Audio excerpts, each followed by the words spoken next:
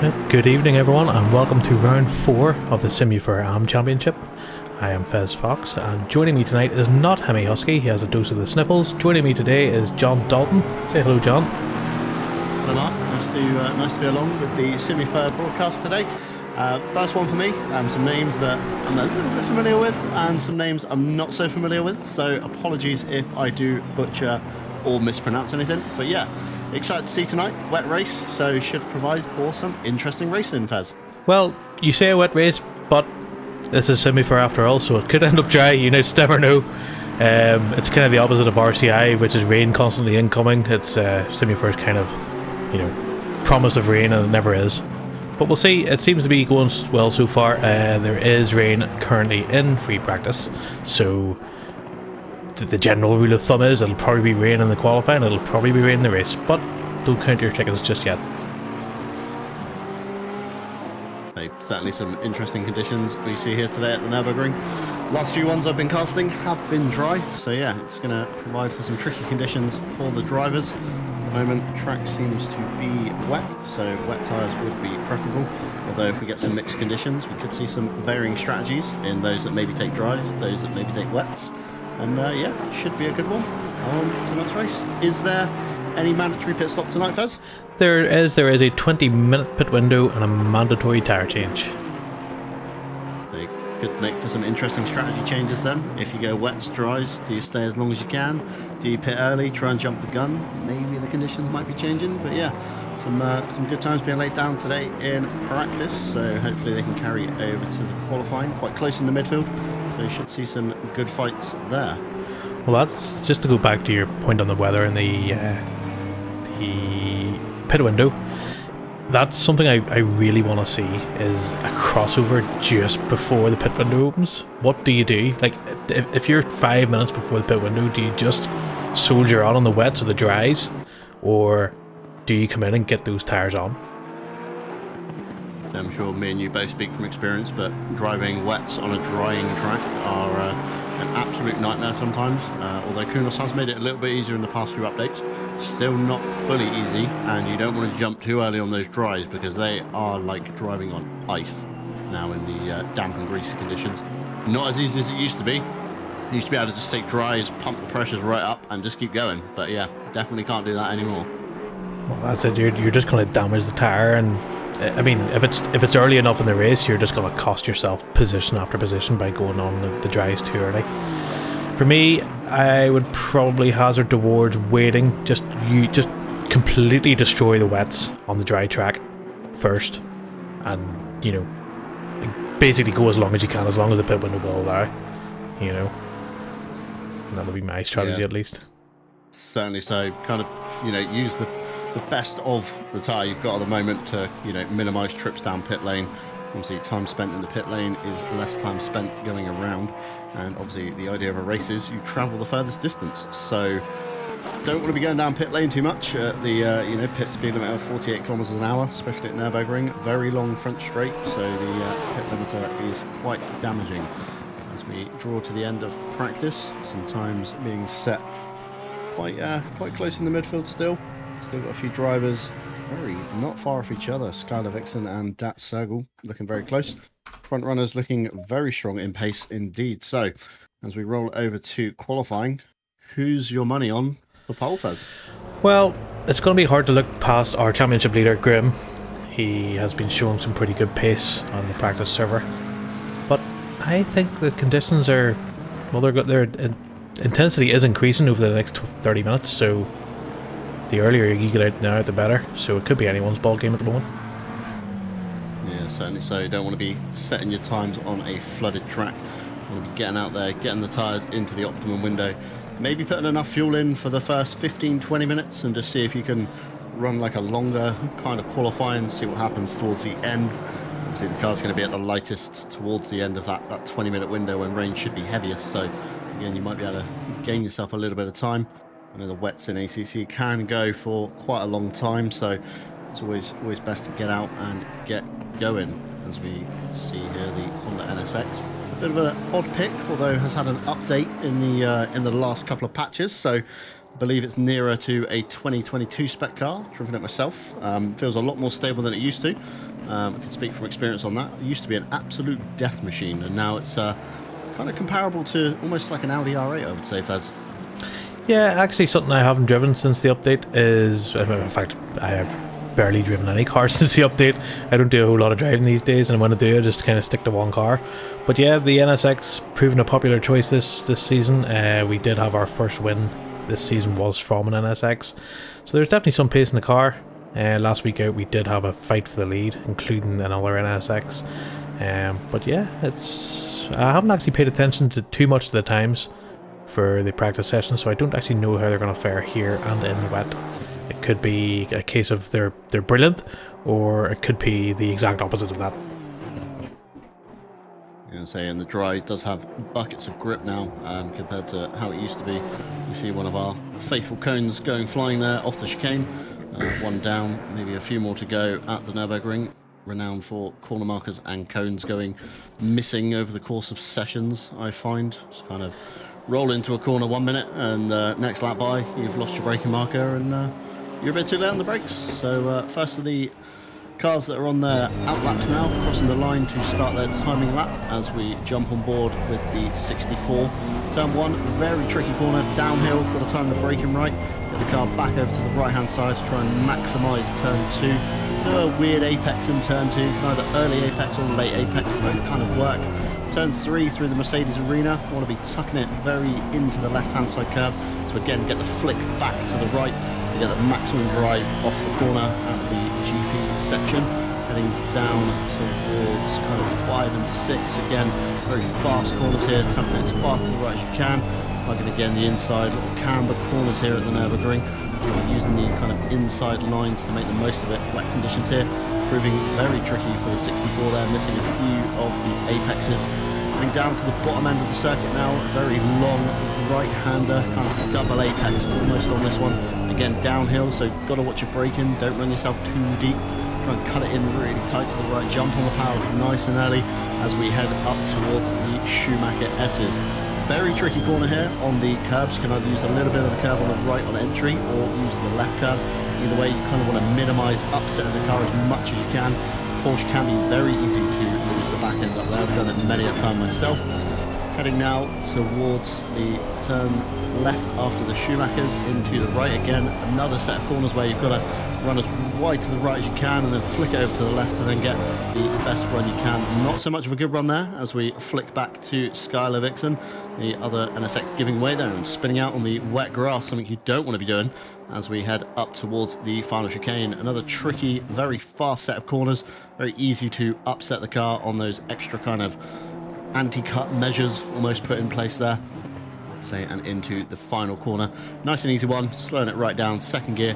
Again, want to maximise all of the track to maximise the run down the start-finish straight as we see the first time lap roll across the board here. And it is a 2 minutes 8.9 for Skylar Vixen in the 660. Yep, definitely towards the lower end of the scale on the rain, but once you get a couple of cars running, track should come towards them before hopefully the little intensity in rain it kicks in here.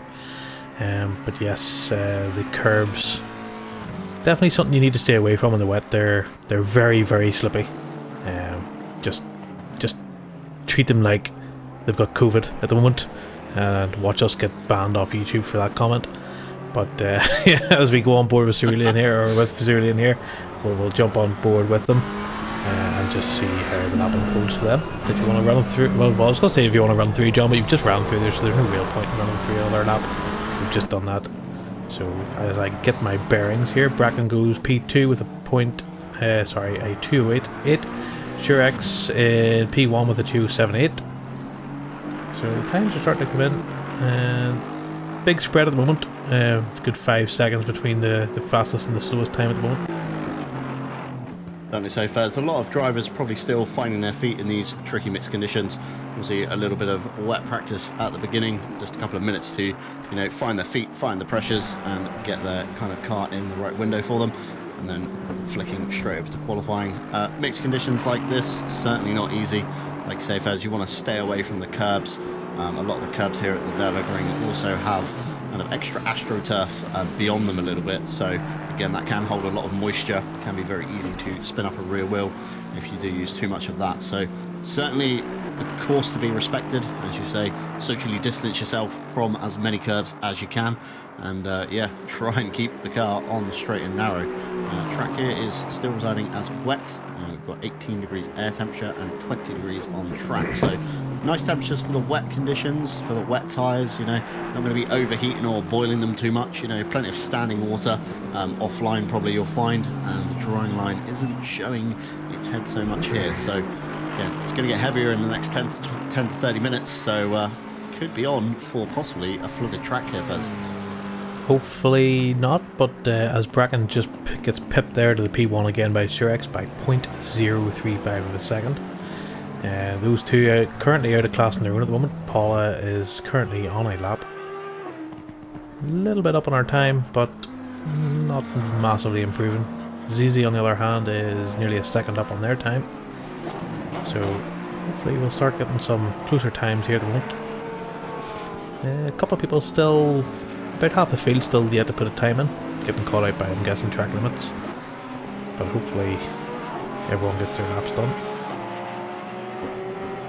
Certainly easy to get very caught out on track limits at the Nurburgring, as I was saying earlier about the extra kind of AstroTurf beyond the exit curves and on the inside as well. It's very easy, especially out of Mercedes Arena, to use too much of that, run yourself a little bit too wide, maybe thinking you're a bit of a VLN 24-hour Nurburgring hero with those slightly extended track limits to obviously allow for a lot easier of the traffic passing. Obviously the GT World Challenge limits a little bit tucked in, a little more narrow, kind of just beyond the AstroTurf on that one. So, you know, the anti-cut does kick in quite a lot as Paula comes across the line and does improve her time by a little bit. Runs a 2:08, nearly flat, 0.060. So not a lot to gain for the front two. Front two looking very close.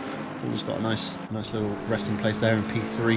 And as you say, Fez, still 4 drivers yet to set a time, one of which being Grim Lilith, who I believe is the championship leader, if I'm right in saying. He is indeed, yes. Currently struggling, not putting in any kind of time worth talking about. But Bracken, on the other hand, is 0.2 up and looking to take provisional pole position here.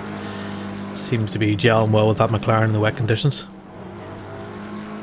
McLaren, certainly a very stable platform from experience in mixed and wet conditions.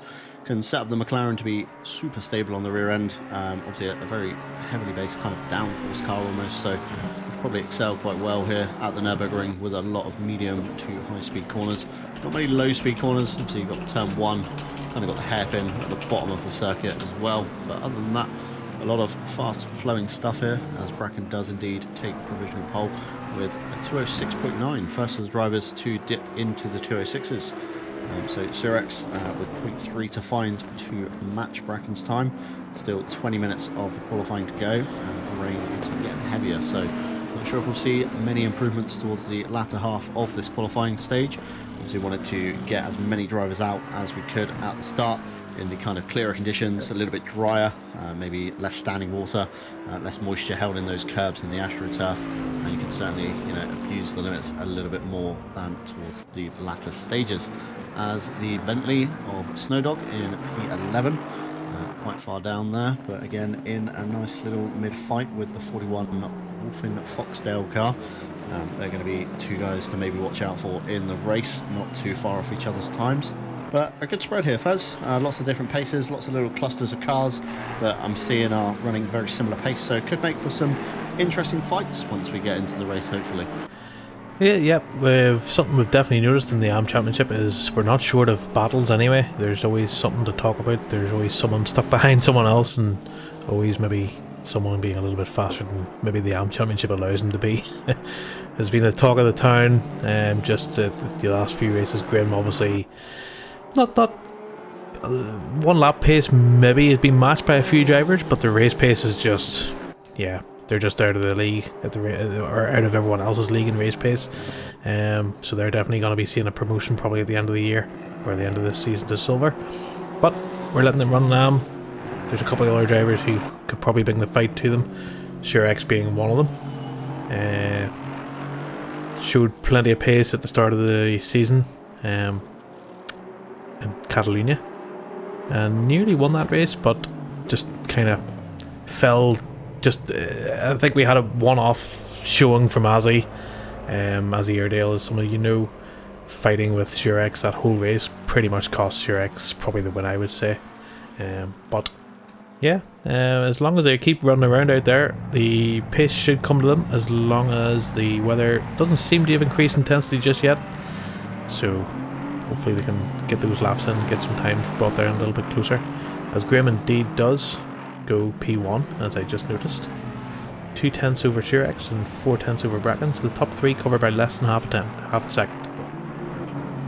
Top three fight should be very good, but just touching back on your point there of race pace for Grim, we all know, me and you both, as race pace is the kind of be all and end all of a good ACC driver. As you say, you can be very quick in kind of like a raw one lap shootout, but once you put yourself over a multiple lap shootout of say an hour, you know, consistency does really pay off in ACC. Absolutely. We're certainly not the fastest one lap drivers in the world, but when it comes to race pace, we're kind of up there. I wouldn't say esports. Esports is kind of, you know, one lap pace over half an hour, you know. Sometimes they make massive mistakes, but the consistency needs to be there. Yeah, absolutely. Something that kind of in the Discord that's been pushed onto these drivers. Look, don't worry about the one lap pace. If someone goes and does a 2:04 in wet conditions, you know, that's one lap pace. Don't look at that. Worry about your own time first. Worry about your own consistency, and the results will follow. Yeah, certainly so. We've had Joy, you can speak as well on behalf of this one. A few events where you've been sat in qualifying thinking, you know, I'm in the bottom half of the, you know, the top 20 odd, rather than, you know, being in the front of the top 10 half where you used to be in, and then it flicks over to the race, and all of a sudden you're making up ground, mainly because these guys are pushing so hard to get these times that they're maybe using more track limits than they should be. They're racking up penalties, you know, within the first 20-30 minutes, and ending up with a drive-through alongside a mandatory pit stop, which again gained you a few positions as a kind of mid-pack driver. Certainly very tricky. The esports guys, some of them out there are in a world of their own. You know, tuning into UK OG Monkey, George Boothby, as many people know him by. He is absolutely insane to watch. How he does it for an hour solid, maybe over one or two stints at a time, no idea. But he has some absolutely insane pace.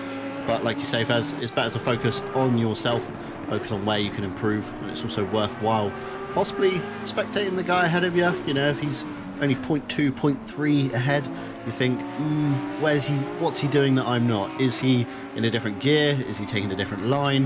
Is he using more curb? Is he using less curb? Where can I find that 0.2, 0.3 on him? And normally, you'll spot it instantly. You'll spot him turning in earlier. You'll maybe spot him braking a little bit later than what you do. And then you go out and try the same thing, and all of a sudden you gain maybe 0.1. So you then keep practicing, keep drilling away, keep spectating other people, and before you know it, you can find that 0.3, 0.4 to really improve that one lap pace. And then all you've got to do is really try and stay consistent at it, and remember where he's braking, where he's turning in, where he's getting on the power more than you, and then stitch it into your normal driving style. Well, that's a very excellent point, John. A lap time tells you probably 10% of the story, whereas if you go on board, as Charter has a moment into turn one there, a little bit too much curb and spins. Basically, you could probably find 2/10 just by changing gear at a certain point, or carrying a different gear into a corner. If you're taking second, maybe it's better to take third, be in that power band a little bit earlier, you know, get a nice drive out of the corner. That's 2/10 on its own.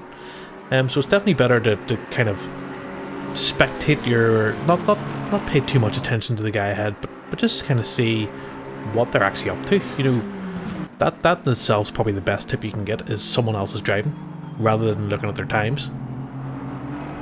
Yeah, certainly so. I mean, me and you have both compared before, racing in OVRC, where one or two of us is a little bit quicker, and you know, we compare notes on, you know, what gear are you in turn one? Are you in, especially here, is it gear 1 or is it gear 2? You know, gear 1 would give you maybe a better launch in the power band, and maybe gear 2 will give you less wheel slip. So it's a little bit of a trade-off between, do I want to be faster out the corner to turn 2, or do I want to be a bit smoother and maybe, you know, not kill the tyres as much in a race? It is very, very dependent. What one guy is doing is never going to translate to what you're doing. Even if you can match him exactly in what you think he's doing, he is probably doing something a little bit different than you. I mean, me and you, Fezz, we've both competed under the same team name. There's often been races where you've been quite substantially quicker than myself, and there's been races where I've been that tiny little bit quicker than you. And it's all just kind of about learning off each other and, you know, seeing where you can improve in your own driving style in that particular car. Well, it just so happens to be a nice segue into the last time we raced together was actually in Nurburgring, and it was in the Porsches. Something we both really kind of took first hand and didn't enjoy at all. But you were quicker than me. You were a fair bit quicker than me that race. I had absolutely no pace at this track for some reason in the Porsche at all. I remember being quicker than you up to the point where I threw it off in the Schumacher S's. Well, I also threw it off in the Schumacher S's, so... Yeah, and it all went downhill from there. Didn't work out too well, but we live and we learn. Probably next season, again, we'll pick a different car and have the same issues. One of us will be a lot quicker, one of us will be a lot slower, we won't gel with the car, we'll completely throw round one out the window like we always do in typical style, and then we'll somehow drag it back towards the end of the season a little bit. Pretty much. It's kind of a running joke that the first two races for WD Motorsports usually ends up in disaster, and then we bring it back towards the end of the season. So yeah, we'll discuss that closer to the time. Let's focus on these guys for the moment. Yeah, it certainly is a running pattern. There's not much change towards the top of the timing board. Fezz still got Grim on pole, still got Surex on provisional second. Again, lap time's getting a little bit slower. Surex had a little bit of a moment out of the last chicane. Go down the list, we've still got Bracken in P3, and then we've got a little bit of a gap to Paula and the kind of midfield of the top 10. All these guys fairly close in time though, less than half a second kind of separates about 6 positions nearly. So certainly going to be interesting to see the mid battle, and again towards the back end of the field, quite a few guys running within, again, half a second of each other. So got some good fights coming up and down the field, I believe, as we watch here the 113 Ferrari, currently residing in P14. Ferrari, another car we've not really gelled well with in a season, Fezz. Had some teething issues in round 1 and 2. Again, kind of brought it back towards the end of the season, so that's another car that's off our list of cars to do a season in, I guess. Slowly working our way through the ACC back catalogue. But Ferrari typically a little bit tricky to drive, we found, even in the dry conditions. So not sure how the 113's feeling with these wet conditions, Fezz. Yeah, it's a car that kind of has a weird kind of feeling under the steering. That's just something you need to have the confidence on the steering in the wet. If you don't know where the front of the car is going to do, then the back will probably come round on you because you're carrying too much speed or something like that.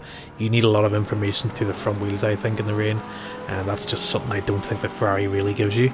But as I say that, Jasper having a pretty good run at it in his Ferrari. He's 2.9 seconds down, which is not too bad for Jasper. He seems to be kind of definitely focused more on race pace for Jasper. He hasn't had a good run at it, so he's just kind of focused on, you know, having a good time out this time. We'll probably see Jasper just give up a position if someone really wanted just to have a good race. You know, I think he's kind of learned by now.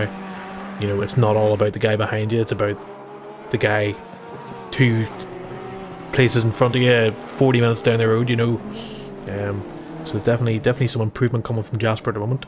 But the times are kind of starting to stagnate. No one's really going too much faster. A couple of tenths here and there, but nothing too exciting.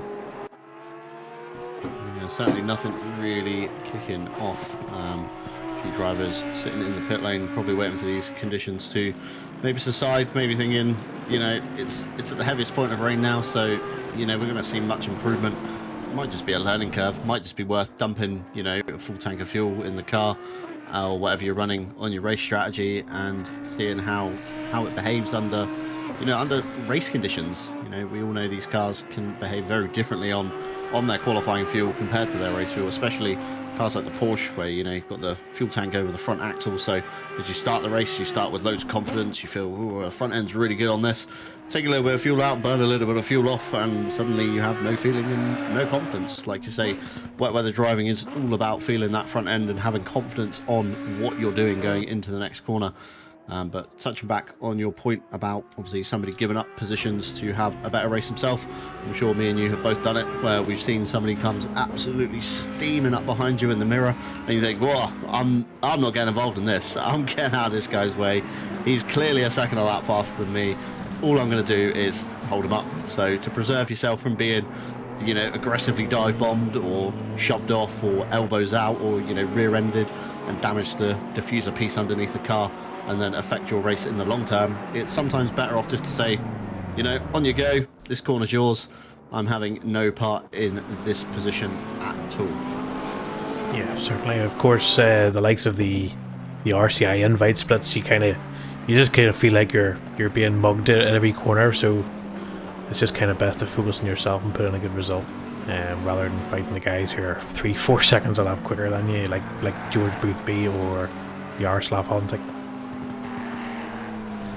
Yeah, certainly two big names in the sim racing community, been around for a long time and certainly very quick. I've had many a fair share of fights with Jardier over the days of race room and a few in ACC as well. But yeah, certainly very aggressive drivers that they do know the true limits of what they can and can't do almost in every single car they drive. So again, part of your driver development is to learn kind of different machines. I say throw yourself out of your comfort zone. If you're used to driving the Audi R8, maybe pick the McLaren, see how it suits your style. It's all about that learning curve and seeing what you can and can't do in a car. Although you may feel quicker, say, in an Audi, you might drive, say, the Bentley, and it might absolutely love your driving style.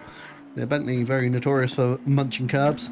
Surprised we haven't got too many Bentleys in this championship. There seems to be quite a few almost death machines, I would say, in this AM championship, Fezz, along with the Porsche and the Audi R8, the early iteration of the R8. Not too many drivers can drive them well, so I'm very surprised to see a lot of them having picked it for a whole season. Well, that's kind of it. What are the safe bets really? Are the Aston, the Bentley, the Lexus, probably the new M4, the M6 are quite safe bets for brand new drivers. But these guys, for whatever reason, yeah, they went for the difficult ones, the McLarens, the Audis, the Porsches, the Ferraris. But then it's kind of free lap time. If you feel comfortable in a car, that's kind of more lap time than a setup's going to give you. You can jump into a car that you don't feel comfortable in, have the best setup in the world, and you're not going to be as quick as, say, the car you're comfortable in, but on the safe setup, But yeah, these people seem to be enjoying their mid-engine cars for whatever reason, and their rear-engine cars, yeah, they seem to be having a good time of it. Definitely so, as we see Bracken in the number 77 McLaren there coming into the pit lane, maybe practicing where that pit speed limit board is. I've seen a lot of drivers in my time get caught out by not jumping on that pit limiter early enough and kind of running themselves too deep into the pit lane a little bit too fast. And obviously with drive-throughs, it's going to be very costly if you do that. So again, you do want to be jumping into the pit lane occasionally just to see where that board sits. And again, if somebody hits that board out the way in the race, you've got to know where that line is. Otherwise you could cost yourself a lot of time by being either too early on the pit lane limiter or being way too late and then ending up with drive-through penalties and coming down the pit lane, not only for your mandatory stop but also to serve the penalty. As we see in chat, a few people saying that front engine cars are lame and mid-engine cars are cooler. So it's all about being cool in ACC. Maybe that's what one of the C's in ACC stands for. Let's say, of course, a competizione cooler. Okay, it could be a set of cooler competition, maybe. But possibly as we get towards the summer. Yeah, could be. But yeah, just your point about the pit limiter. We did have actually Paula Brady, who got caught out in Catalonia, absolutely bombed into the pit lane and ended up in an SG30 for her troubles. So that kind of sent her from, I think, P3 she was fighting for the moment. I think she ended up maybe P7 or P8 after that, just for just a couple of feet past the line.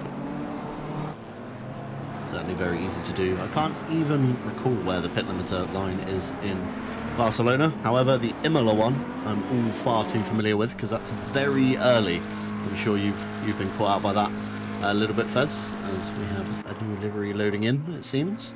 Apparently and I now so, see yeah. a Jaguar on the board. Yes. Very, very strange pick, especially in these conditions.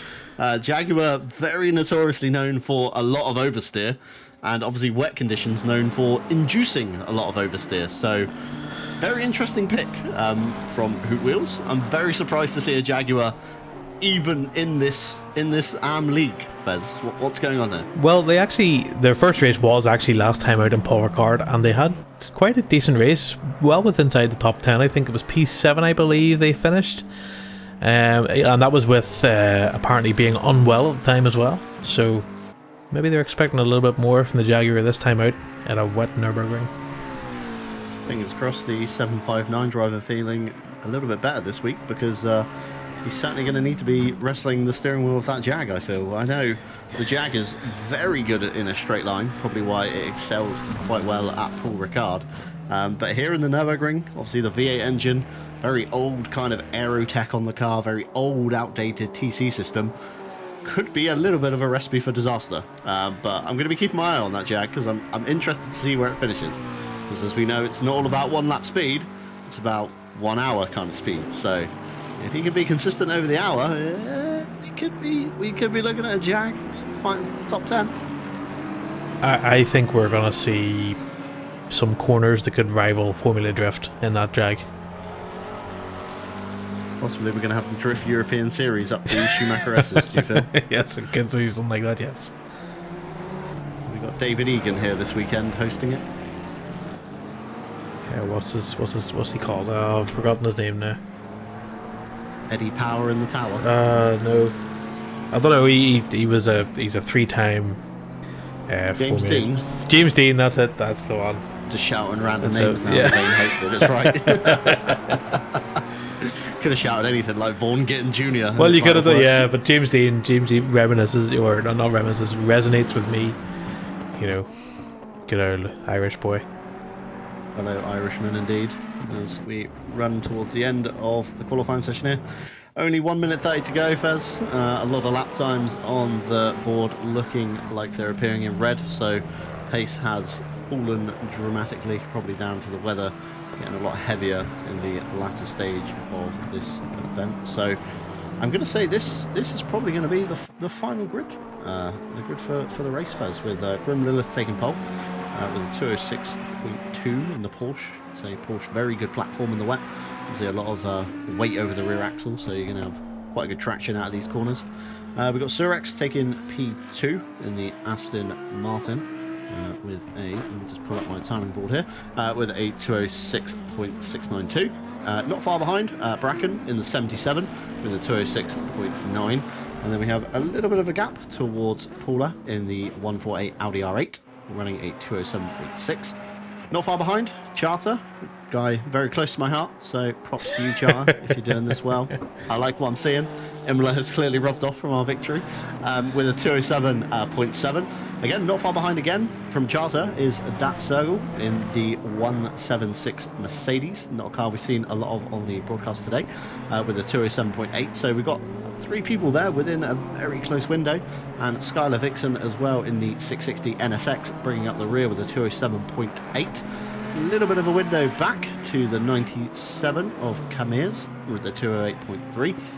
Going down the order, we've got Jasper Emby running a 208.9 again, so a couple of guys there, you know, within a little bit of a battling window, so it could be interesting. And then in P10, running out the top 10, we've got the 1, 2, 3 of Jamie running a 209.7. Going back down the grid out of the top 10. In the number 18, we've got ZZ Softail with a 209.8. Wolfen Foxdale, our only BMW on... No, cancel that. We've got another BMW showed up, snuck down the back of the grid. One of 2 BMWs today, running nearly a 210 flat with a 210.060. P13, we have a number 94 McLaren. So McLaren's dotted about, not very grouped together, it seems, today in the wet, with a 210.2. Rounding out into the P14, we've got our first Ferrari with a 210.7. Bringing out the rear in the 555, we've got Snowdog in the only Bentley again, so kind of, not many picks on these two cars. We've got Snowdog rounding out with a 210.8. Going back down a little bit more, we've got Seffi in the 222 with a 211, nearly flat, 211.005. Then got Pablo in the 64 with a 211.808. Then got Sarah in the number 604 with a 2-minute 11.1. And we've got JPEG Fox rounding out the last of the guys that have set a valid time with a 213.2. And then we've got Hoot Wheels in the 759 Jaguar with the back of the grid in P20. So it'll be interesting to see how well that Jaguar does from the back. Obviously, turn 1 at the Nurburgring, notoriously tricky, Fezz. Always some drama with the pinch point going almost kind of, 3-4 wide into turn 1 sometimes, right down into just about 2 wide once you hit the apex. It's very tricky to get more than 3 or 4 cars wide round the corner, but it's very easy to get 4 cars up to the first corner. It certainly is, John.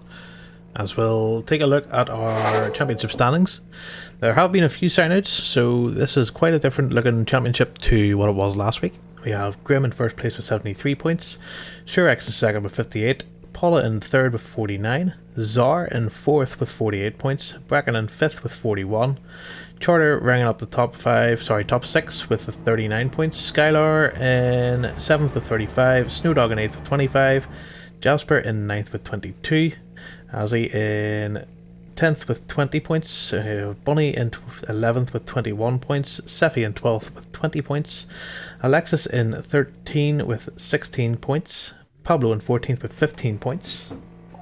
On to page 2 we have Dat Circle in 15th with 15 points, Hamstito in 16th with 15 points, ZZ in 17th with 15 points again, Hoot Wheels in the Jaguar with 14 points, Chuckles in the Mercedes with 13, Cerulean with 10 points in 20th, Kamirs in 21st with 10, Sylphine, I'm going to get that wrong every time I say it, in 22nd with 7 points, Wolf and Foxtail in 23rd with 6 points, LPR Sarah Stant in 24th with 5 points, 25th is Ant with 5 points, 26th is Ferrite with 2 points, and Parakas, I think I'm going to get that wrong again, in 27th with 1 point, and Pan in 28th with 1 point.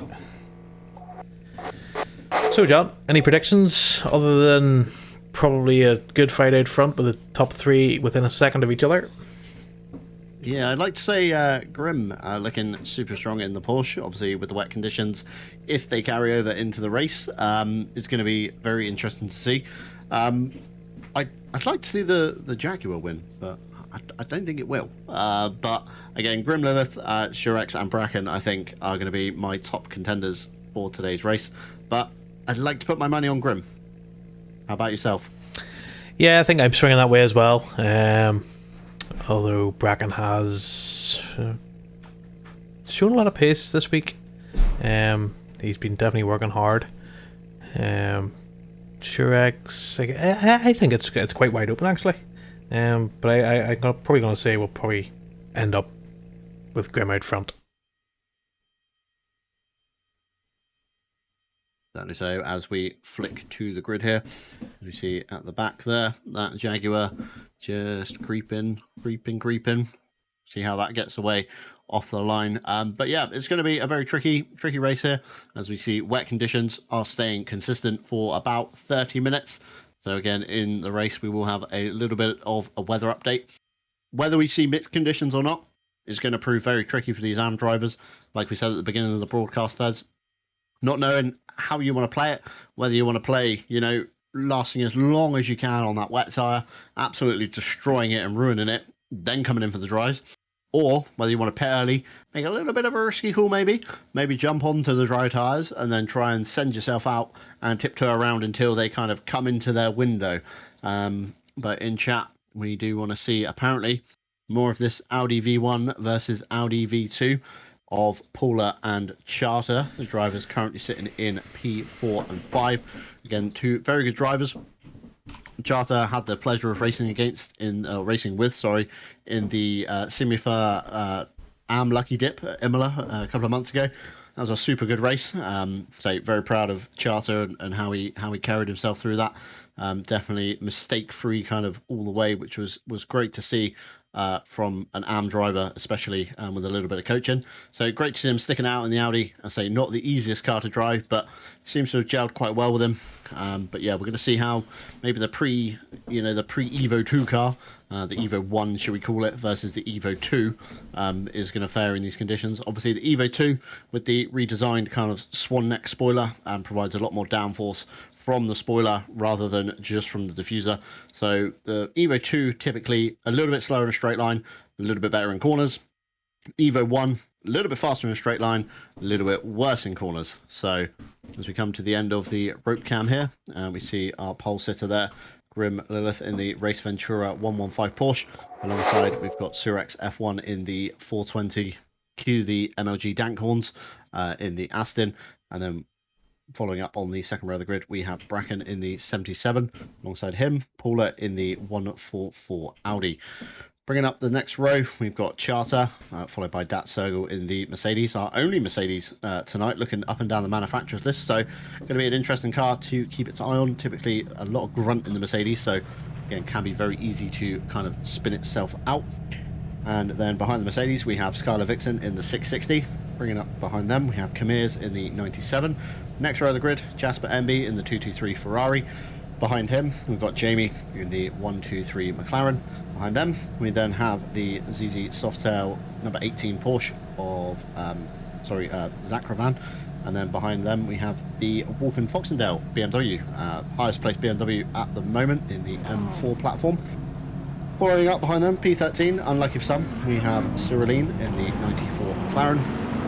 The white Ferrari of Paracas in the 113, Snowdog in the 555 Bentley, followed by Seffi in the 222 BMW. So we have a little triple block there, 555 and the 222 together.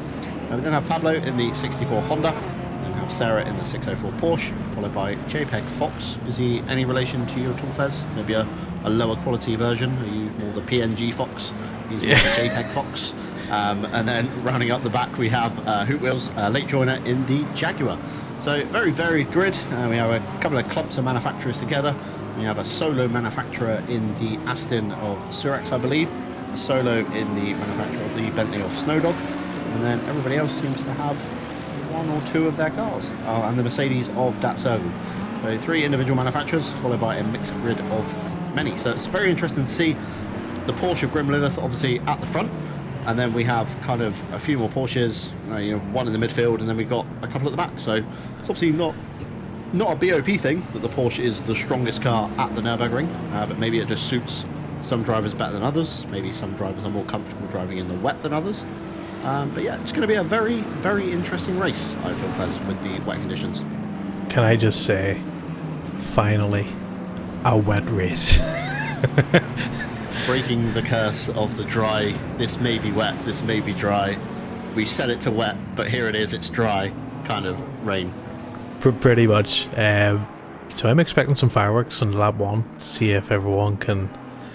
Did they really make, the kind of most of practice and get used to these conditions, or did they kind of chase the laps in the dry when it was dry?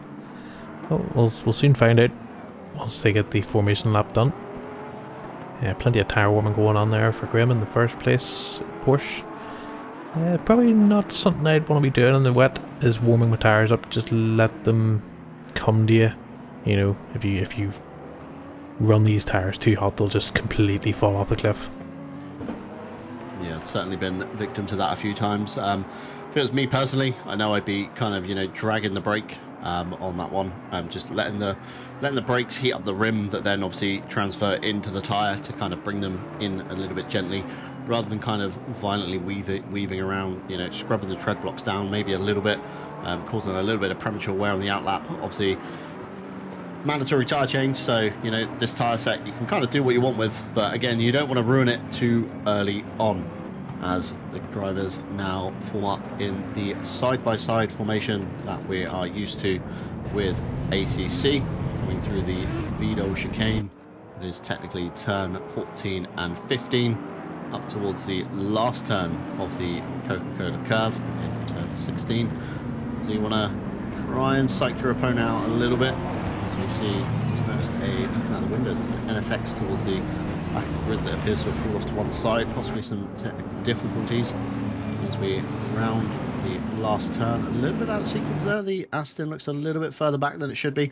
Maybe wants to get a little bit further forwards on that one to avoid getting jumped, as the lights are green as we are underway here for Simufur. We see here Grim Lilith diving to the left in the 115, trying to cover the ultimate racing line round turn 1. So you don't want to get jumped too early up the inside, as we are 3 abreast coming down into turn 1 here. We've got Bracken on the inside in the 77, looking to make a move up on the Aston, playing it very safe there, keeping it very far to the right on exit, not wanting to kind of cut across, as we do have a yellow flag wave in the background.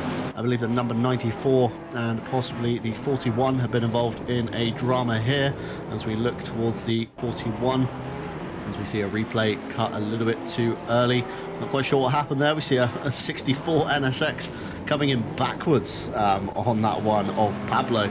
So again, not too sure what happened to those guys, but back to the front here, we've got Grim Lilith being chased by Surex in the Aston, and we also have, I believe that's Paula, very close in P3, with the timing board down the left not yet updating until we're round the first sector. So Bracken has lost out a place somewhere in the Mercedes arena, and obviously with the pace that Bracken was showing in qualifying, he's not going to want to get held up behind Paula here. He's going to want to try and get past Paula and jump back on the back of Surex to see if he can make a move with those guys ahead that, you know, were of a similar pace. So how would you play this one, Fezz? If you were Bracken, you know, slightly out of sequence because of turn 1, would you be trying to work with Paula? Would you be trying to get past Paula to, you know, get on the back of the Surex Aston? Well, the first thing I would be doing is feeling the conditions, as maybe a little bit towards the back of the back of Paul there, a bit close. But yeah, get a feel for the car first. Don't worry about the positions; that can come later. But definitely, I think Bracken maybe had the pace to get past Paula as soon as possible, rather than trying to work with her. I think Bracken is going to want to get past here as soon as possible. So as we come up into the Vidal chicane, a little bit of contact there on the back of Paula. Paula goes sideways. Bracken has to jump across the gravel and into the pit lane entry, as Paula all kinds of sideways trying to get themselves together here. Just a little tap is enough to obviously unsettle these cars in these conditions. The swan neck design of the Audi not helping there at all when you've got a McLaren stoved in the underside of the diffuser. So Paula there losing quite a few places back to P11, I believe, as we flick towards the front here with Surex in P2, chasing down Grim Lilith. Again, not too much of a gap has opened up, maybe about 0.4, 0.5 of a second at most.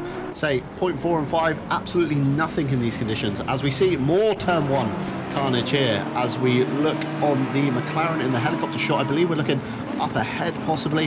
So McLaren completely forgot to brake, it looked like. It just missed its marker and ran into the back of a McLaren, and then ran into the back of an NSX into the Mercedes. So absolute chaos at turn 1 again. That's normally not something you see at the Nurburgring Fezz. You normally see all the turn 1 incidents on lap 1. It's very odd to see, you know, somebody getting caught out here on the second lap. Yeah, it's been kind of a running theme this season, is the guys are really clean lap 1, and then come lap 2 it kind of all unravels. But I foresee in the near future for Kamirs there a rather hefty penalty for taking out 4 cars in one go. Stewart's going to be frowning upon that by quite a margin, possibly a penalty to come through later on in the race, as we see Grim Lilith there get all kinds of sideways over the crest of the Schumacher S. This has allowed Surex to really close the gap towards the back of the 115 Porsche. So Porsche may be struggling with these conditions, not what I was expecting to see. Again, sideways for Grim there on the exit of, I believe, the bit curve, turn 12, as we come up to Hatzenbach-Bogen in turn 13 towards the Vidal chicane at 14 and 15. Looks like that Porsche is really struggling for rear end grip here, Fezz. and possibly even front end, looking at the run through the chicane. They're constantly twitching the wheel in the opposite direction on exit, and I can't spot anything they're doing that appears to be causing it. Maybe the TC's dialed a little bit too low, possibly in the Porsche. It could even be something as silly as tire warm-up. Maybe the tires just aren't there yet. The conditions could, and maybe probably do look a little bit wetter than they were in qualifying, so maybe the pressure should have been bumped up a little bit at the start of the race there. Maybe that wasn't done. But yeah, definitely not running away with it at the start here. Surex is giving them something to think about. Surex indeed very, very close to the back of Grim Lilith. Certainly not walking away as we might have thought, as we were talked about earlier. The raw one-lap pace of Grim was certainly quite strong compared to obviously Surex in the 420 Aston on the qualifying shootout. But as we come to the race, it does appear to be that Surex can stick it to Grim Lilith's back end quite well. And obviously in these wet conditions, a slight mistake, slight bit of oversteer. As talking of oversteer, we see there the 223 curse of the commentator, and then followed up by a bonk from the 555 of Snowdog. Had nowhere to go, tried to stop and just couldn't. So the Ferrari there waiting for everybody safely to pass by. And I've just noticed in all this chaos, Fez, the Jag appears to be in P11 or P10, I believe. P10, top 10? Certainly climbing the order. So it just goes to prove that although you start from the back of the grid, if you can really big moment there from Grim, and it allows Surex to look to the inside into the Kumo curve of turn 11. Maybe putting Grim off slightly in the mirrors. You're going to spend a lot of time watching that Aston from behind, thinking, is he going to be able to pull alongside? Got a bit of oversteer here. Has it given him a run yet? You're going to be constantly overthinking every scenario in your head that could happen right now, and you're going to absolutely kind of almost mentally block yourself from running a good race, as we see Surex there kind of weaving offline, maybe to pick up some of the standing water, possibly struggling, maybe it's overpressured his tyres slightly. But again, Grim obviously struggling with some oversteer problems of their own at the front of the field as we run out of the last turn down the main straight towards turn 1 of the hairpin, and Surex still with the fastest lap to their name. As we see a replay here of the 18 Porsche coming through the Vidal chicane, jumps over one curb, flicks it the other way, and big amount of oversteer on corner exit there. Well held to keep it out of the wall, and very well held to not kind of throw himself back into the oncoming traffic that we saw behind him of, I believe that was Paula in the Audi R8, trying to claw some positions back. So we see Grim constantly backing that car into corners on the brakes and kind of coming out the corners sideways. They're going to absolutely destroy their tyres doing this kind of driving style for half an hour, Fez. It's certainly not going to be pretty for the Pirellis underneath that Porsche. Absolutely not, and this might be in relation to the fact, I don't know if you knew this, John, but Grim is on a controller. That may explain some of the inputs that I'm seeing. Could be. Kudos to Grim doing this on a controller. Well, I think that makes it even more impressive, doesn't it? Hard enough. This will be hard enough for me and you on a wheel. I'm sure. I'm sure we've had wet races where we've really struggled. So yeah, very well done to Grim to be able to stick it to the Aston of Surex there. You see another big moment. It's certainly going to be a very interesting race, as we see here. I believe this is Skylar Vixen in the 660 coming down into turn 6. Just pitches it in, and the back end of that NSX just seems to break away. Again, having to allow all the cars back through can be super awkward when you are spun out on the exit of a corner, and all you want to do is just get going again. You want to get the car spun around, you want to get back on the black stuff, and you want to just keep pushing on, but you just have to watch all the positions just slipping away from you. As we see here, Bracken again finds himself stuck behind an Audi. This time it's not Paula though, it's Charter, so hopefully can watch the kind of back end of that R8 rather than kind of ploughing through it. As you see another brief yellow flag waved for something else on circuit. I believe again the 660, possibly looking out the window here, Fez, seems to have had another moment up at the Schumacher S's. As we see a replay here of the NSX just stuck in the gravel with the wiper going. Again, having to wait for cars to go through before spinning itself around. Again, the Schumacher S, a very hard place to get yourself going again. as just looked out the window down to the Mercedes arena as we see Truex has lost a bit of ground, but here we see the Jaguar doing a few pirouettes into the Vidal chicane. Gravel trap there, seeing quite a bit of action today. Stewards are going to have to be paying very close attention to that to see if anything has caused it. But as we come here back to the P222 and P10, as we see behind there the BMW, the 41, completely losing it under braking into turn 1 and diving to the inside to try and take avoiding action, but unfortunately clattering the door of a McLaren who was just kind of merrily going about his race into turn 1. It seems turn 1 is proving super tricky for a lot of these drivers, Fez, especially onto the brakes. Either they're braking too late, is there some kind of puddle down at turn 1? There doesn't seem to be an apparent dry line that we're seeing glaringly obvious on the racing line, so possibly drivers getting caught out by standing water that wasn't there in qualifying and practice, but you know, now it's a lot wetter than it has been. It's suddenly just reared its head as a puddle. Yeah, it seems to be that there's maybe some sort of issue down at turn 1 there, maybe a big old puddle people are catching it. Seffi has a bit of a moment into the hairpin. Doesn't lose too much time, but they're going to give that place up to the circle probably. No, they keep it. But yes, there's I hope we may have to try and find some sponsorship here to try and pay these stewards overtime money. I think so. They're going to be frantically scribbling down on their notes today, watching back replays of many different angles that we obviously don't see here in the TV broadcast to analyse what is actually going on at turn 1 and through a few of these corners.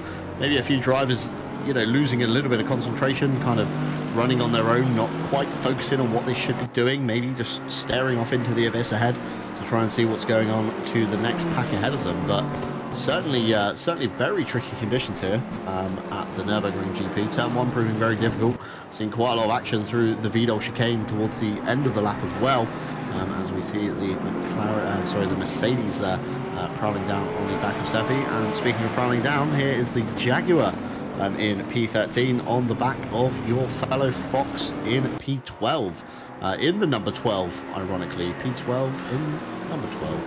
There we go. As we head down the main straight, the Jaguar Grunt is probably going to close up a little bit to the Porsche, but then obviously the Porsche, a very strong car on the brakes into turn 1, just covering the inside line a little bit there, thinking maybe the Jaguar's possibly trying to size up a move. Nice and clean through turn 1 this time by. Quite a lot of close rivalries going on up and down the grid, Fez, as the Jaguar slowly meanders its way gently through the Mercedes arena, being careful not to touch any of those curbs. Can be absolutely lethal with the V8 underneath the right foot, or maybe even the right paw in this case. As we follow back on to Bracken here in P4 in the 77 OnlyFans McLaren, based off the obviously real life livery of Enduro Motorsport, currently running in the British GT series. Didn't see it out at Brands Hatch for obviously the GT European series, predominantly a British entry, that one on the back of Charter. So Charter in P3 in the Audi R8 Evo 1, not the Evo 2, obviously the old rear wing. As we come back to the fight here between the Jaguar and the Porsche, see the Porsche off in the gravel. What happened here? I believe we were a little bit later, possibly down the hill. I could be wrong. I thought that was towards the bottom end at the Dunlop curve of turn 8. As the Jaguar does get a pretty good run out of the previous corner forward curve of turn 7, looks towards the inside of the fellow Fox, and the Fox just runs himself out of road there. It's very strange to witness. Jaguar making a overtake with not much drama. Speaking of drama here, we have contact between Seffi in the 222 and Dat Sergel in the 176 AMG through the fastest part of the circuit, I believe that was, into Hatzenbach's Bogen. As we see Dat Sergel on the inside, Seffi maybe not thinking the Mercedes was alongside enough to make a move, and possibly not realising, just turning in there, causing a big kind of moment into the gravel. Luckily the gravel was there to stop the car from sliding any further, so a relatively minor kind of incident there.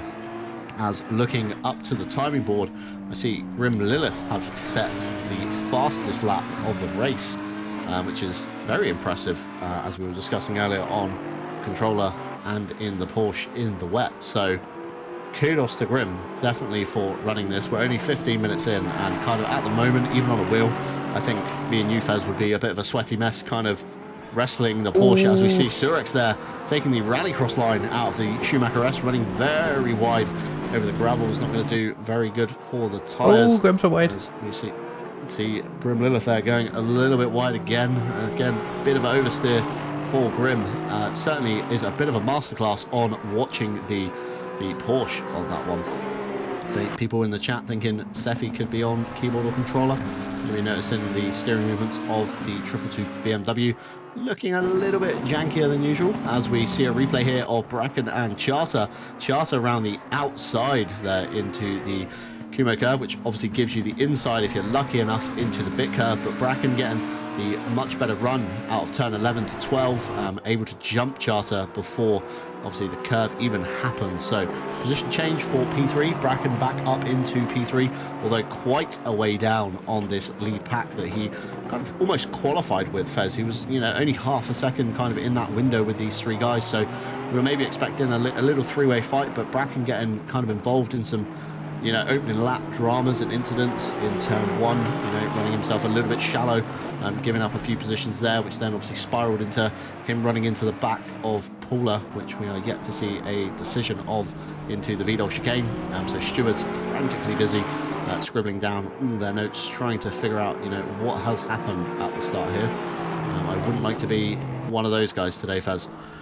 No, absolutely not. Especially doing this for free. I'd be wanting some kind of compensation for this race. So far, we're only 16 minutes into it. Yeah, I can foresee some penalties coming through very shortly for a couple of people.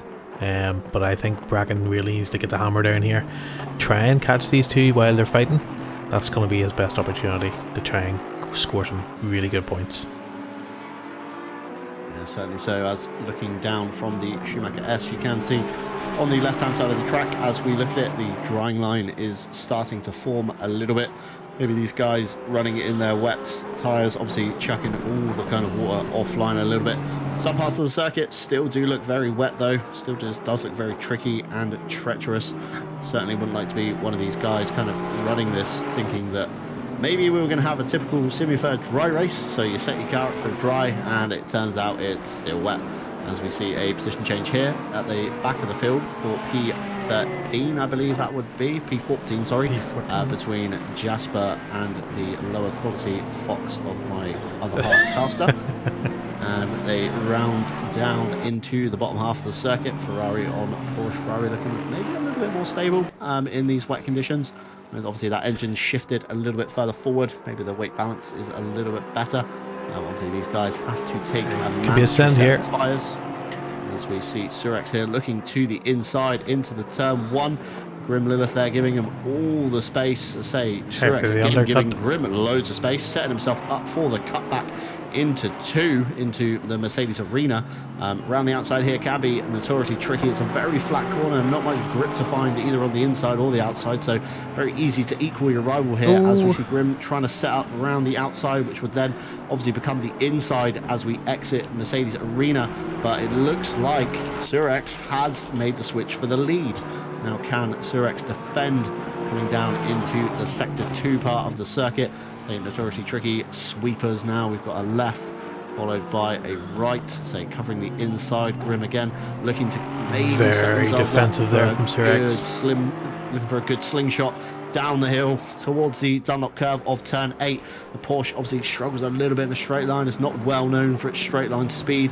Obviously the Aston is known for being a little bit of a monster sometimes out of corners, especially if the turbo pop is in their favour at the Nurburgring. Running up towards the Schumacher S's, we can definitely see that the Aston does appear to have a little bit of gappage built up already just in this half a lap that we've seen here, Fez. It's looking like Surex could run away with this if we're not too careful. Grim might lose sight of the back of the Aston and then possibly even find themselves into the clutches of Bracken, who is obviously just down the road behind, running in clear air now as well. So Grim doesn't get you know, their head in the game properly, doesn't kind of focus and think, okay, the Aston's past me, there's nothing I can do, it's clearly a quicker car than me at the moment. I'm just going to let this race come to me in the next maybe 40 minutes or so. Well, exactly 50 seconds before the pit window opens, so these guys are just going to miss an opportunity to get some fresh rubber on if they've made a mistake with their pressures or anything like that, or they just fancy a new set of boots. But yeah, Bracken will miss it too, so maybe down to 6th. We're maybe looking at a couple of guys maybe coming in early just to get some fresh boots on it. As we see, unfortunately, Charter has had a bit of an incident. Your favourite guy? Favourite guy into the Vidal chicane in the Audi, clips a curb, and obviously we all know that Audi R8 plus big curb, normally the sum of that equation equals death, and it has done in this occasion, unfortunately for Charter, bouncing over to the left-hand side of the circuit. So kept himself out of trouble, kept himself out of getting hit by anybody else, and you know, taken out with them. So kind of can get his head down again and start focusing. Lost the place to Paula, obviously lost the back of the McLaren of Bracken. But if he can get himself in the game, then you know, should be good to go. As the pit window does open, indeed, as we see. Speaking of opening the steering too early is Jasper, by the looks of it, with the 223 Ferrari running himself off the road in the Hatzenbach Logan there. Very notoriously tricky corner sometimes in the wet, can be a little bit of standing water on the inside. Maybe caught him out a little bit, as we see nobody, I believe, has taken the chance to pull themselves into the pit lane, so another lap goes by. I think we're going to be seeing these guys running for quite a considerable amount of time on these tyres. Grim there looking very twitchy up through the Schumacher S's, wrestling the steering wheel of that Porsche in these conditions, all over the curbs. Obviously loads of moisture and slippiness over there. Certainly not something you want to be doing. You want to try and keep your run as clean as you can to get the best run you can up the hill towards the Kumo curve of turn 11. As we see, the Fox is off again in turn 1. Not sure what happened there, but like kind of Fox went to avoid the gravel to maybe spin the car around on the left, and Jasper had outbraked himself also, and they just kind of bumped into each other. Just kind of like, oh, I didn't know you were there. No, I didn't know you were there either. As looking out the window beneath us, Fezz, I see Grim has pulled themselves into the pit lane. The first, one of the third people I think in the pit lane actually. We have down there two Hondas, 64 of Pablo and the 660 of Skylar Vixen. Those two not getting off to a particularly great start, possibly wanting to get their pit window out of the way, maybe adjust their pressures on the next set of tyres, and then try and run for 38 minutes in total on one set of tyres. We are seeing the conditions, according to the weather forecast, are staying pretty consistent. You can see that up in the top right hand side of your screen if you are watching us as well on YouTube. Next 30 minutes is going to be fairly consistent rain, so shouldn't see the track drying, shouldn't see the track getting much wetter, shouldn't really see the conditions changing, with only 2 kilometers of wind as well, 2 kilometers per hour of wind.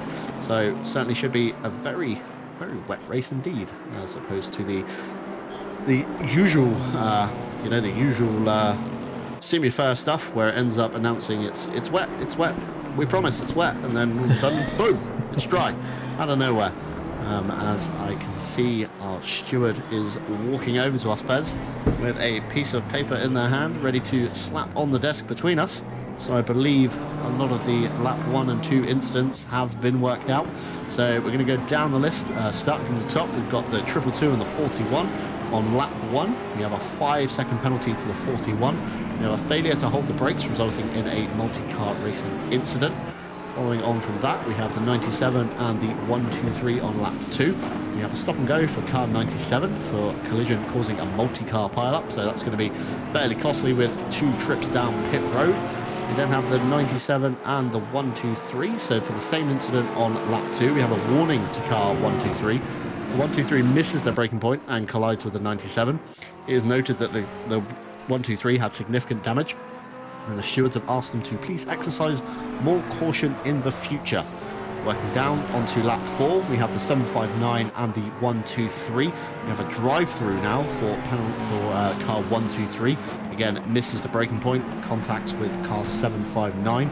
Position was not returned, as I believe we saw possibly another car, speaking of brakes, slightly out-braking itself there on the camera. Possibly the 97 in P6 of Camirs that we're looking at now in the white, black and kind of red themed 720S.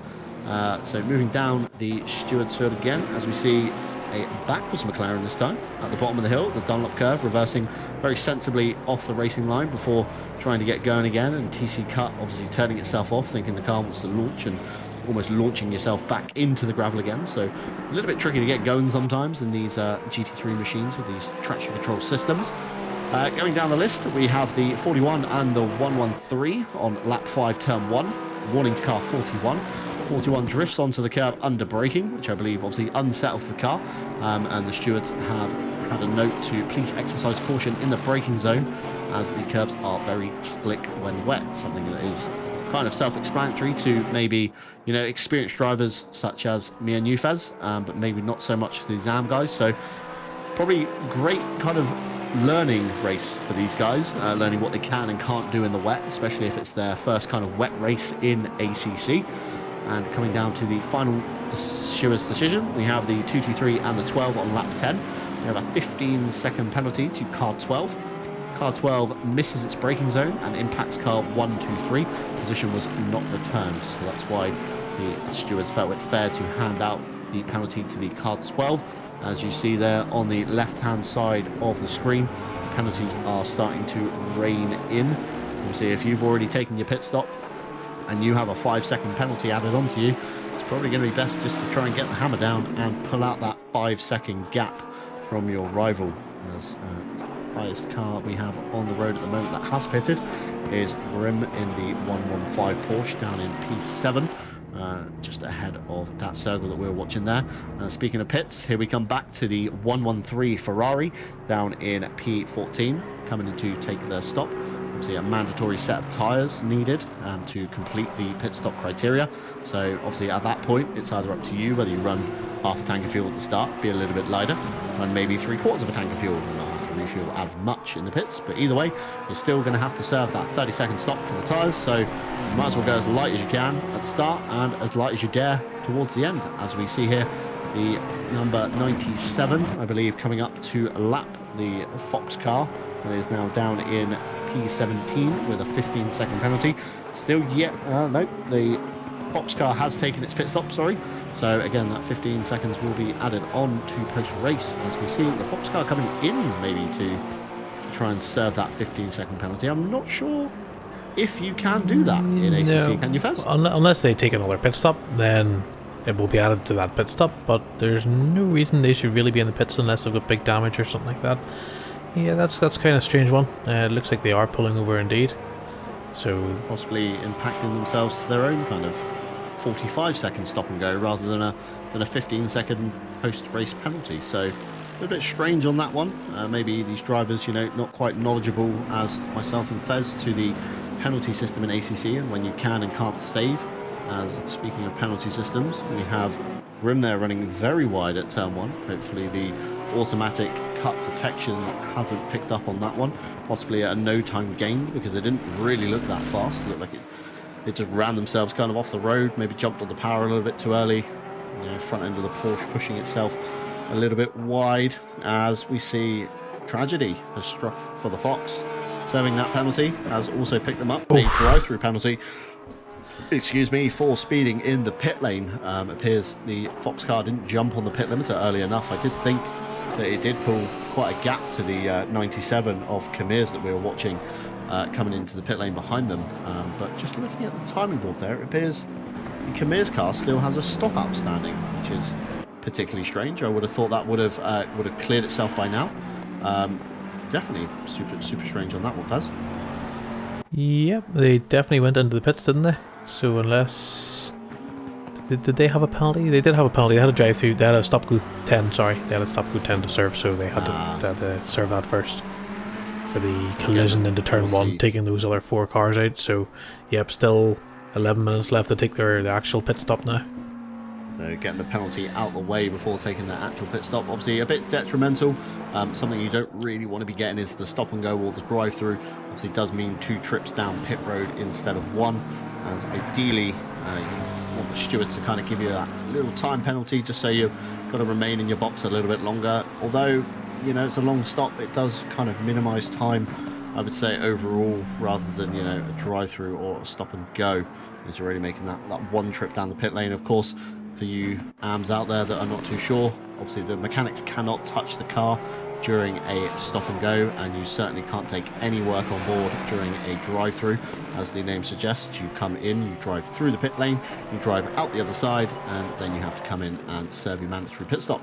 As we look down the board here, Fezz, at the Jag of the, obviously, Hoot Wheels in the 759, we did joke around that possibly Jag for top 10, as we see Skylar here, again in the NSX facing backwards, again dipped a wheel onto that curb, Fezz, possibly not realising how much moisture that curb is still holding, and I imagine the AstroTurf, the other side of that curb, is holding a lot more moisture than the painted surface is. It is very slick out there still, although the drying line does appear to be forming on the racing line slightly, it's still not dry enough to touch those curbs, so you can see a few people learning the hard way, getting bitten very hard by the curbs as we cross the halfway mark into the race with 29 minutes and 50 seconds to go.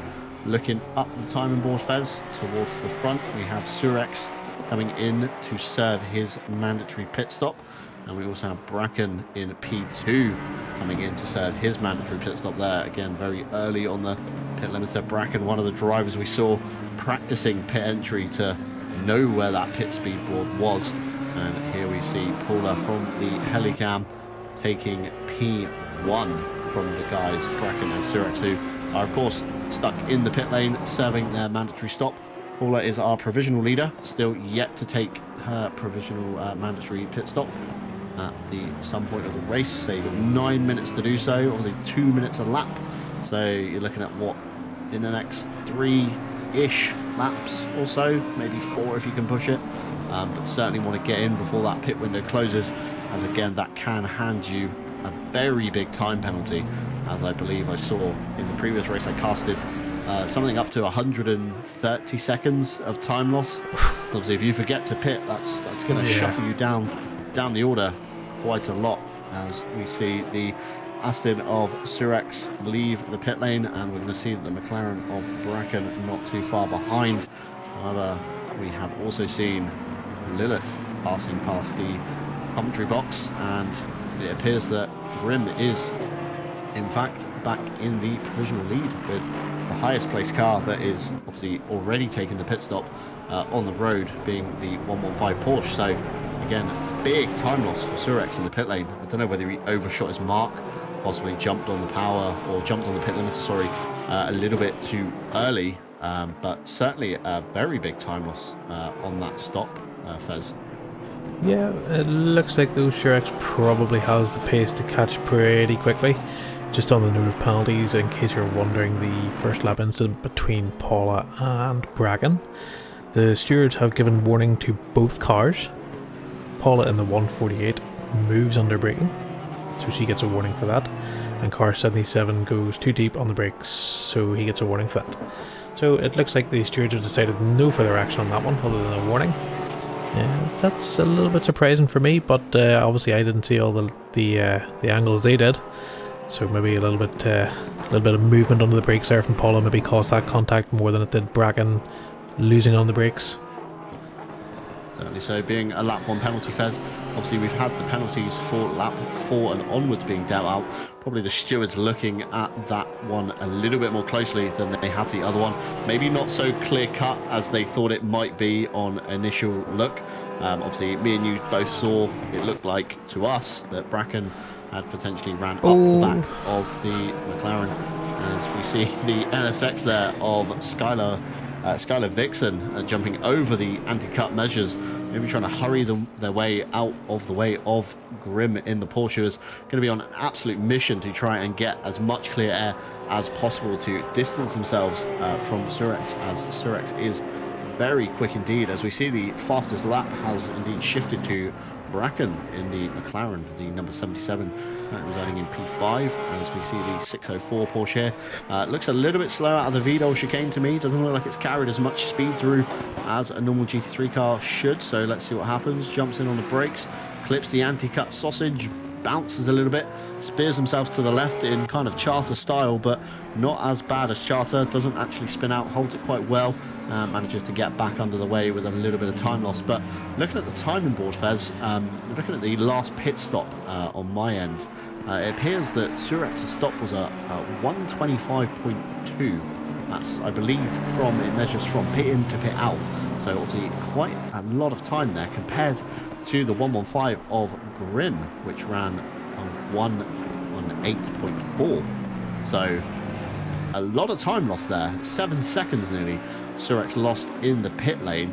And again, looking at Bracken's pit stop, it was a 1 minute 16.2. So again, even quicker than the 115 of Grim. So a lot of cars there losing out in the pit lane, maybe not practicing their stops, as we see 2 cars here following each other off into the gravel. And we see here Snowdog pulling over at the Marshalls Point as it's come very sideways out of the Schumacher S. Very hard impact there to the tyre wall on driver's right. Hopefully all is well, as we see the car kind of twitching along, kind of trying to get going, as we do see Snowdog is back underway, so possibly a very lengthy pit stop incoming on that Bentley to repair the front end, as we see Paula from P2 pulling into the pit lane in obviously the Audi R8 Evo 2, and then Charter becomes our provisional race leader, obviously yet to take a pit stop in the Audi R8 Evo 1.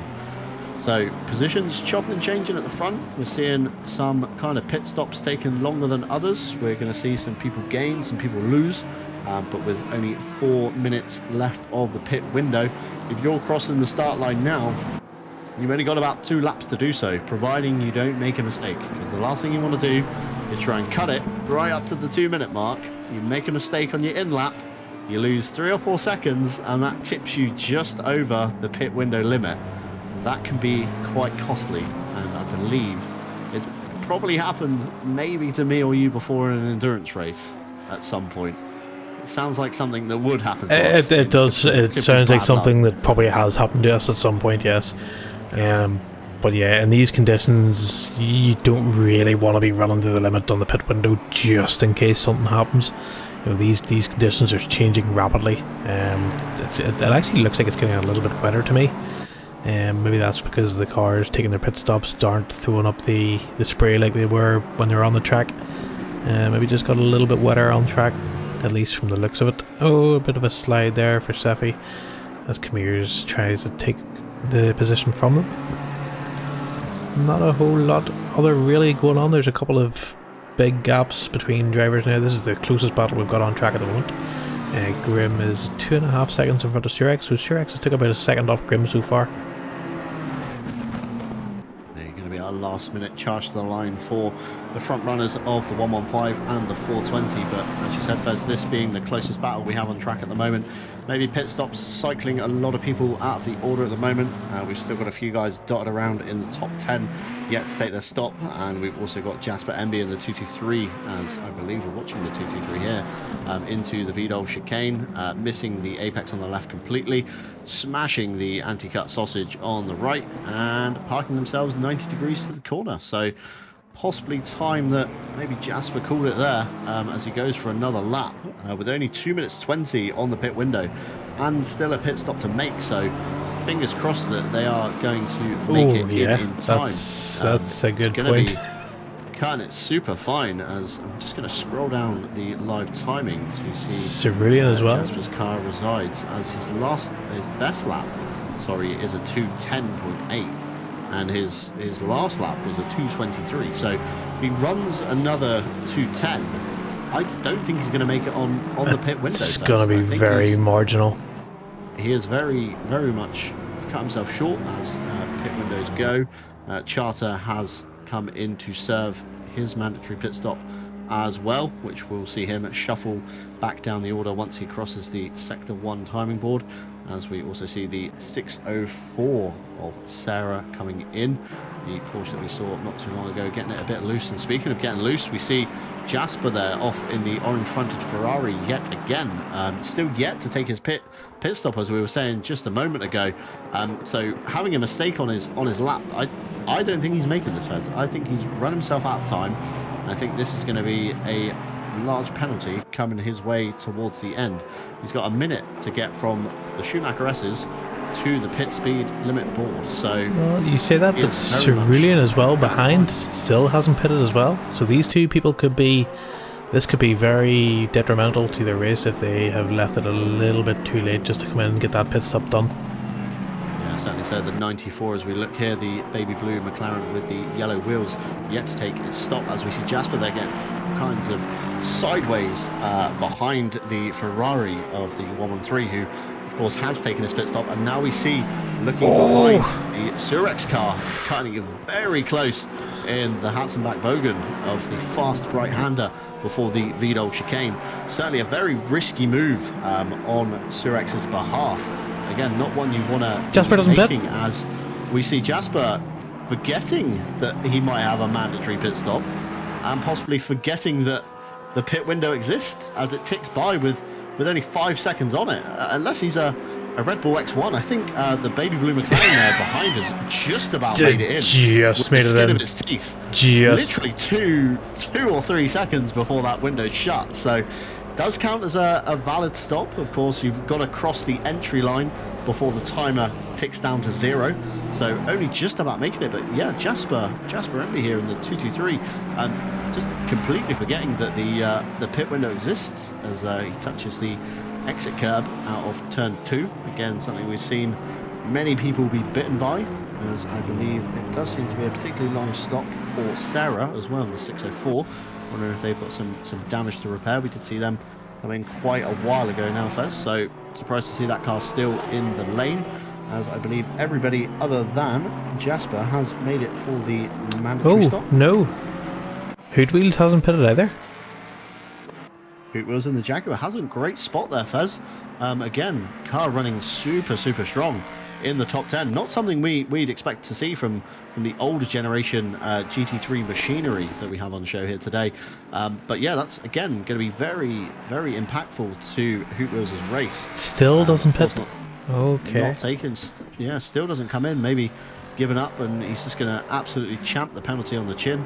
Probably fueled the car for the whole entirety of the race. Maybe looked at his fuel gauge and thought, I don't need to pit yet, I can go to the end, and not realising that, of course, here at Simufur we do run the pit window system. Not many other leagues do, of course, run that. A lot of leagues just have an open kind of mandatory stop, take it as and when within the hour, but obviously the pit window adhering to the in real life GT3 regulations. A lot of the championships do run the pit window to keep the drivers kind of all tucked together on near enough the same strategy, but still interesting enough to allow yourself to do an undercut or an overcut on your rival ahead. As we see the 555 there just to the right of the shot, leaving the pit lane. So great to see Snowdog continuing, even though he is obviously 3 laps down now on the leaders, thanks to the massive impact at the top of the Schumacher S's that we did see about 10 to 15 minutes ago. So a long repair stop for Snowdog, but great to see him continuing. We do find a lot of the time in leagues, with the amount of leagues that are available now, a lot of people just give up before the checker drops, which is such a shame for the other competitors. As I'm seeing a yellow flag somewhere towards the Vidal chicane, Fezz, for the car 41 of Northern Foxendale. The BMW, as we saw off in turn 1, outbraking itself earlier on, clattering into the side of, I believe, a McLaren, has come up to the Vidal chicane, has braked on what looks like a normal point, and possibly not braked hard enough or long enough, ends up in the gravel trap again. So I think Simufur, it's time to maybe take out some shares in some gravel. I would just like that is being hoovered up to point out that once we go back to the main broadcast here in a second, Cerulean still has a mandatory pit to take. Cerulean there, possibly as well as tires. Apparently they only spent 52 seconds in the pits. Jasper has pitted and was 1 minute and 8 seconds in the pits 10 minutes ago. Interesting. So it looks like maybe, and Hoot Wheels again as well, he spent 1 minute and 2 seconds in the pits. So it's quite possible that these people haven't done the tyre change and just done a fuel stop. Because we do of course have mandatory tyre changes, so you need to change tyres regardless of whether or not they're good or not. Does look to be that way on the scoreboard indeed. Looking down, I can see indeed some very fast stops for some drivers that are yet to clear their mandatory stops, although I'm guessing that's for a penalty. Jamie appears to have done a stop for 51 seconds, but has cleared their mandatory stop, so I'm guessing they've come in for some kind of stop and go or a drive through of some kind. Jamie did have a drive through, yeah, so far out of sequence.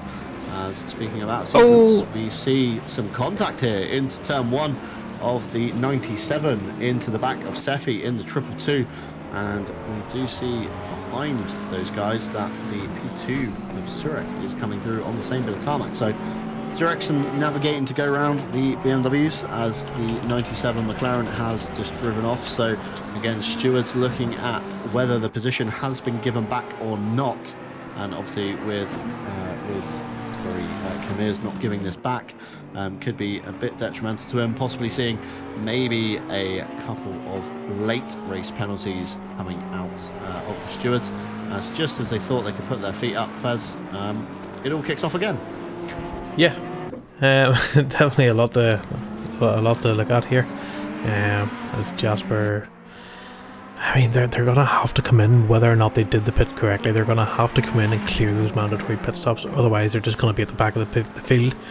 I think they still have enough kind of gap to a couple of cars behind them that they can get that done and still salvage a couple of handful of points. But if they get that penalty, that's going to be pretty much the back of the field. Yeah, touching on the mandatory pit stop there, does it? In theory, it has to be done within the 20-minute pit window, though, Fezz. As we see the 113 running himself a little bit wide down at the bottom of the Dunlop curve. But obviously, the pit window being closed, the mandatory tyre change has to be made within that window. Yeah. And obviously, now the window's shut, it's pointless trying to clear it, because you're just going to give yourself, in theory, an extra trip down pit road that you're not really expecting and isn't really going to clear anything. So if I was these guys, I'd be focusing, trying to get the hammer down, trying to build as much of a gap as you can to the guys behind you, so when that penalty of however big it is at the Nurburgring, I know the last race I commentated, I believe was Imola, I want to say. I've slept a lot since then. The last race at Imola was 130 seconds of additional time, so obviously 2 minutes 10, as we see the 64 backwards in the wall. Let's see what's happened here. Just run themselves a little bit too wide, got on the wet grass. The wet grass has caused them oversteer and thrown them the other way into the gravel. So on the outside of the corner, kind of where you want to be more than maybe the inside. Obviously outside a lot easier to rejoin from, as we see Snowdog here in the 555 cruising down the main straight on the right hand side, allowing Bracken to go through there in the flash of the blue and orange McLaren before getting back underway. Not sure what that one was showing, but Snowdog there, although he knows he's way out of contention now, great to see him obviously not being a hindrance to the people like Bracken, who does have a train ahead of him to catch. He's got Surex in the Aston 420, and again, if he gets past him, he's then got the person that we're looking at now, Grim, in the 115 Porsche in the Race Ventura entry. It's a very colourful livery. Seeing more and more of these Race Ventura cars in various leagues that I'm racing in, I'm watching. So great to see these guys getting out there. Even the AM drivers obviously branching their wings and trying to fight with the best of the best. It's as we said earlier, Fez, it's all about sim racing, is mainly all about having a great time. So if you're not having a great time, then I don't know why people do it. If you're just going to sit here getting stressed and shouty and angry at everybody and ramming people off the road, then, I believe it's not a good time. I believe it's called sadism. Is it? I believe. Is that the official term for it? I think that's what I'm going to call it. But yeah, doesn't look like Snowdog's just getting out of the way for everyone. Just kind of running his own race now at the back. He might be pulling over. No, he's continuing. But yeah, Surex, at least at the last lap, took about 2 seconds out of Grim. So definitely not over yet. Certainly 11.5 minutes to go as they cross the line here to start lap 23, I believe, of the 1 hour race slot that we do have here tonight at Simufur. We have got a fight between the Aston Martin of Surex and Grim Lilith on the cards, and I believe Bracken in the 77 as well is running some pretty fair and even times to these guys. Again, Bracken not too far off Surex's pace, and Surex is very quick compared to the last lap of Grim Lilith, who ran a 2:12, nearly flat, compared to the lap time of Surex, which was a 2:09.3. So again, nearly roughly 2 seconds, chunked quite a lot off the leader, and Bracken matching Surex's pace behind with a 2:09.3 as well. So if Grim isn't careful, they could see themselves under fire from an Aston, and obviously if the Aston can't get past, then he could see himself under fire from the McLaren, the number 77, that is lurking behind. And it's great to see Paula and Charter still in P4 and 5 after all their dramas that they've had this race. So again, good recovery drives from a lot of people. Snowdog still circulating around despite the heavy impact at the top of the Schumachers, as we see now P1 and 2 in the same camera shot. 10 minutes is ticking close to the clock, so it could be a very interesting end here, Fezz, as we see the track temperature dropping slightly by a degree down to 17. Not going to be a massive effect for these guys, probably already got their tyres where they roughly want to be. Wets are a little bit more forgiving than the dries. I think they've got a little bit of a wider operating pressure window than the dries have. I believe it's about a whole PSI, isn't it, on the wets, compared to possibly about 0.6 or 7 on the dries. So yeah, a little bit more leeway with these Pirelli tyres as they round through the final corner, heading over the line to complete lap 23 and begin lap 24, as Grim has woken up that last time by, running a 2:08.5. However, Surex has matched that with a 2:08 flat nearly, and we're just waiting for Bracken, I believe, to come through. I think he's already come through. He has also ran a 2:07.8. So P2 and 3 running at very equal times, so I'd be very surprised if we do see the 77 of Bracken in this fight. However, obviously these conditions, anything can happen, so eyes peeled for this one on the screen at the moment. No more stewards' decisions to come through yet. Don't know if they're still frantically scribbling down or whether they have fallen asleep next door. Actually, you can't see them through the window quite yet. Maybe going through a few more reports that have come in. Looking towards the stream chat, people impressed that Bracken still has the fastest lap, which I hadn't noticed. He did set that probably the best part of about 20-30 minutes ago, probably after he came out of the pits on fresh tyres that were, you know, into their pressure window a little bit more maybe than the starting set. So scrolling up the chat, looks like Sarah in the Porsche was the only car we've lost so far. I believe the 604. She was running about in the mid-pack, so a little bit of a shame. But yeah, as we look to the front here, Fez, you see Surex looking very racy indeed. He's driving the wheels off that Aston. I've seen a few scary, hairy moments from him when he was trying to get a little bit nearer to the back of Grim. But now he's got the Porsche in sight. He does seem to have calmed his driving style down quite a lot, as I see a steward has walked back into the room next door and has begun talking to other stewards, so possibly an incoming report from them indeed. So a lot of time to look at these incidents tonight. Obviously many more camera angles than what we see here on the broadcast. We obviously just have the basic TV cams, whereas a few cars do carry the onboard cams, and again they do have access to slight Motec data of the driver's inputs, throttle, brake and steering, as we see Surex taking a very interesting line there, braking very late he spins, trying to trail it. He spun it on the wet AstroTurf green painted surface on the outside of turn 1, and that's going to be a big time loss for the Aston. He's definitely slipped the Porsche away and possibly over driving that car ever so slightly. I've seen him try and do the same thing into turn 1 a few laps now. Kind of brakes really late and just almost like chucks it into the apex and just prays it stops, and that time it didn't quite stop. Jumped on the gas a little bit too early and obviously looped it round, which is gonna of course put Bracken within a little bit of a closer window, as last time by we saw Grim run a 2:08.2. We saw Surex take a 2:08.3, and Bracken bit of a mistake last lap, it seems. He ran a 2:11.2. So something happened there, as we've been splitting a piece of paper across the desk again, Fezz, for the cars 1, 2, 3 and 148, which is the Jamie McLaren, and the 148 is the Audi of Paula. We have a 5-second penalty to the 148, as you see there on the timing board on the left towards the top of the screen, with a warning as well for an unsafe pit exit causing a collision. It says, please be mindful when exiting the pit lane that other cars may not realise that you're coming from the pits. Obviously, with the hands device, a wraparound bucket seat does make it a little bit tricky sometimes to see out of the blind spots of what you would normally be able to spot out of the side of your normal everyday car with your unrestricted neck and perfectly clear windows and standard seats. So it does say please be prepared to brake early. And speaking of braking, we see here Charter in the Audi getting it a little bit wrong, a little bit too late on the brakes, run himself a little bit deep into the gravels. We see the Ferrari do the exact same thing to a little bit of a lesser degree.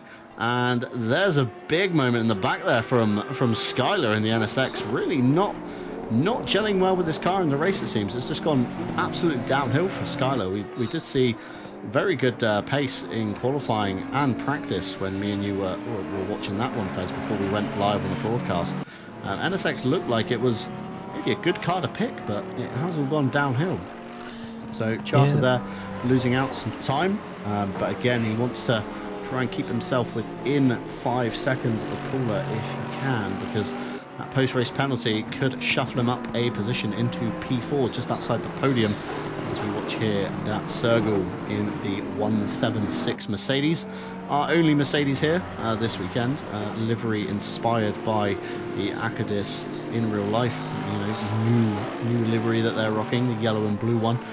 Looks very fitting on a Mercedes, not really a colour I would normally associate with a Mercedes yellow and blue, but it does seem to work on this car. So excited to see the 2022 livery version of this when it officially gets into game. Obviously Kunos, in case you missed it, in the last update have added a good handful of the 2022 liveries, including my favourite, the Beach Dean Fluoro Yellow Aston Martin, as speaking of fluoro colours, here we see a slightly fluoro purple NSX, getting it a little bit wrong on the brakes and nearly ending up back in Sector 1. It ran that wide into top of that corner. So again, mistakes coming out now, 3 minutes to go. These drivers maybe getting a little bit tired, a little bit lethargic, sugar levels dropping slightly, focus levels crashing. Obviously it's getting a little bit later in Europe and the UK, coming up to 9 o'clock on a bank holiday. They've had a particularly heavy weekend, maybe feeling the effects, as we see another mistake out of the 64, really struggling the NSXs today by the looks of it. Not looking like the favourable car to be in, but luckily avoiding the leader of Grim Lilith, as we've just seen them pull across to the right hand side on the start finish straight. So possibly trying to find some water to cool the tyres down. Maybe they're getting a little bit hot, a little bit over pressured, just trying to find out what they can do to prolong the life for another 3 minutes or so. We've just seen Surex get a little bit sideways in turn 1, again losing a little bit of ground. So the battle we thought was going to happen, Fez, appears to have not happened. Yeah, it's just kind of a bit anticlimactic now, isn't it? It was shaping up to be quite a race there, and yeah, just a little bit too eager to try and close that gap, I suppose, to Grim. I think Surex knew he had the pace to possibly take the win here, and maybe just pushed a little bit too hard. What we are seeing now, though, is that Sergel is chasing down ZZ. ZZ well within the top 10. This is going to be probably one of their best finishes, P6. So they're not going to want to give that up too easily to that Sergel. But other than that, yeah, still some pretty big gaps going around. So yeah, not a whole lot to talk about at the moment. I'm just letting John do a lot of filler here. Garbling my way through the broadcast. Normally I'm the one that's listening to the filler when I cast alongside Ryan Gill for RCI, but yeah, really been thrown in at the deep end here, practicing, trying to hone my skills maybe a little bit better in the Simufur Championship. although there's not a lot to talk about, you can still add a lot of filler, as we see the grunt of that Mercedes there pulling right up along the back of the Porsche of ZZ into turn 1. Very close, nearly clattering wheels on the apexes.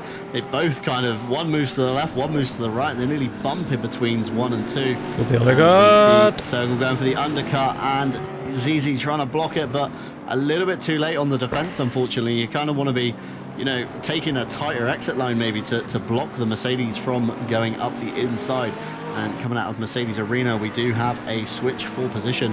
We have Dat Sergel up into P6, and we have ZZ dropping back to P7. Although, like you say, Fezz, still a very strong finish for ZZ. As you say, one of the highest they finished here. So very well done to them for manhandling the Porsche through these wet conditions. It's not been easy. We've seen a lot of drivers make a few mistakes here and there. So as we spoke about at the beginning of the broadcast during qualifying about the 1 lap pace, you know, the 1 lap pace might not mean a lot if, you know, you can't consistently do it for up to an hour in very tricky mixed conditions. Although we have seen Grimm has crossed the start finish line to begin their final lap. So as the timer counts down from 2 to 1 to 0, the checker flag will be waved the next time the leader crosses the line. With the leader coming down the hill towards the Dunlop curve according to the radar.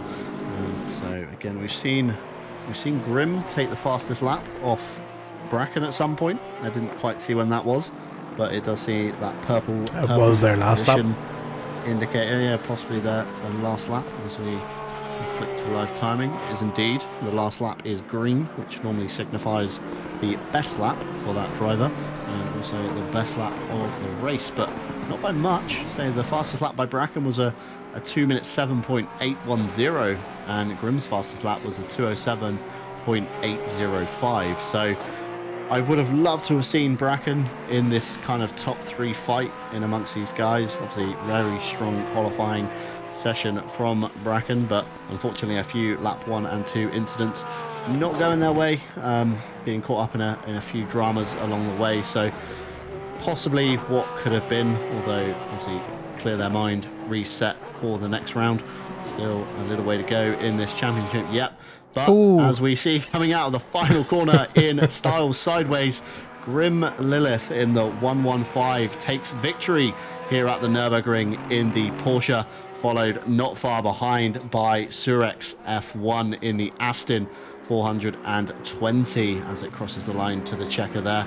Followed not too far behind again by Bracken in the 77 Enduro Motorsports themed McLaren. So very big shame that Bracken, you know, couldn't be up with these guys. I think it would have really thrown a spanner in the works. But next down the road into the Vidal chicane comes Paula in the 148 white, purple and pink Audi R8, sorry, Evo 2. Around the last turn, keeping it very clean indeed. Obviously 5-second penalty, want to try and maximize as much time as you can to not lose as much, you know, by doing a silly little celebration that might cost you a couple of seconds, could push you into the jaws of this man here, Charter, our friend from across the pond, in the number 24 Audi R8. Although a few mistakes, great finish here in P5 across the checker, as Dat Sergel in our only Mercedes in the 176 comes down towards the Hatzenbach block. Very fast right-hander. ZZ's gotten past him. Ahead. He has. ZZ has got past Dat Sergel somewhere along the line. Very, very odd there, as we saw Dat Sergel overtook and almost dumped the Porsche up the road. Didn't even give it a second look back. So very surprised to see ZZ back ahead, but P6, apologies, is next across the line on the black and gold Porsche of ZZ, as in the background there we see the Mercedes also coming across the line for P7. So a couple of drivers still yet to take the checker, one being unfortunately Hoot Wheels, who has had a great drive in the older machinery of the Jaguar, but unfortunately missed the pit window and didn't realise the pit conditions that he did have to take on that mandatory stop. So unfortunately we will see a post-race penalty for the Jaguar, which will shuffle him down the order as he crosses the line. Here is an additional 130 seconds, so 2 minutes and 10 seconds for the 759, the 223 and the 94. So it has shuffled him down the order a bit, although I'm not too sure if that has really affected the Jaguar, has it, Fezz? Well, I don't know if they were that far away from that circle to start with, so it's kind of odd. It should apply. So I'm guessing, yeah, that hasn't cost them anything by the looks of it. Hasn't cost them a single position. So top 10 finish there possibly for the Jaguar, subject to maybe any other post-race penalties that may be applied by the stewards afterwards. Oh, but someone just got. Oh, never mind. I think it popped up. Someone got someone got disqualified for speeding in the pit lane, but I think it was Grim. But it seems, not what you want happening. So it looks like, so 130 seconds is 3/4 of a lap. So, yeah. No, so it's not, that's a lie. It's nearly a whole lap. 90 seconds is 3/4 of a lap. Yeah, it's nearly a whole lap being 2 minutes 10. 110. It'll be 2 minutes 20, basically. Yeah, it's over a whole lap. Yeah, it's a lap, yeah. So maybe it might get applied after the race then. So it might. Because I didn't see a whole lot of shuffling around at the end there when everyone got their penalties. Yeah, certainly so. So it has been a wonderful race. We've seen some action and some drama at the beginning. However, those two go all the way and take the checker was Grim in the 115 Porsche. So kudos to them indeed for driving on a controller, we believe. So very well done to Grim, and of course well done to all the drivers tonight that have managed to negotiate these tricky conditions. Certainly hasn't been easy. Certainly has been a learning curve, I'm going to say, for a lot of these guys that maybe haven't done a wet race ever, maybe in ACC. You know, a lot of leagues don't tend to run wet weather because it is notoriously tricky for these new guys to find their feet. You know, you've got to pick the right tires, you've got to learn the pressures they need to be at, you then need to learn the temperatures they need to be. So you could be looking into, you know, ducting changes in your setup, you could be looking towards ABS and traction control settings. So certainly hasn't been too easy for these guys to find their feet, but kudos to those that have finished. We've only had one DC tonight in the form of Sarah in the 604 Porsche, so apologies to that one. However, any last words from you, Fezz? No. You've covered it pretty well. Yeah, it's thanks for joining me and filling the gap that it is Hemi Husky. Yeah, you're very welcome to come back again, John, and join in the banter as a guest speaker sometimes if you like. But yeah, we're looking forward now to Imola next week. That's going to be an interesting one. But yeah, everyone seems to have, for the most part, handled the wet conditions well. Indeed, Imola, a very strong circuit with a lot of history, typical old school circuit with a lot of grass and gravel, so could be a little bit tricky for these guys. If they do make mistakes, they're not going to find extra tarmac or astroturf. It will be the big side of a gravel trap, possibly. Yeah. But my eye is going to be on Charter, who I know is very good at Imola, so I hope he doesn't let me down. But I guess that's that for tonight then, Fezz. I guess that's where we wind the broadcast down and say farewell to our viewers, and thank you everybody for joining us. I believe we're going to be live next Sunday, I guess. Yes, the exact same time as today. So join us again next week for Imola, and thanks for watching, and we'll see you all next week. Bye. Bye-bye.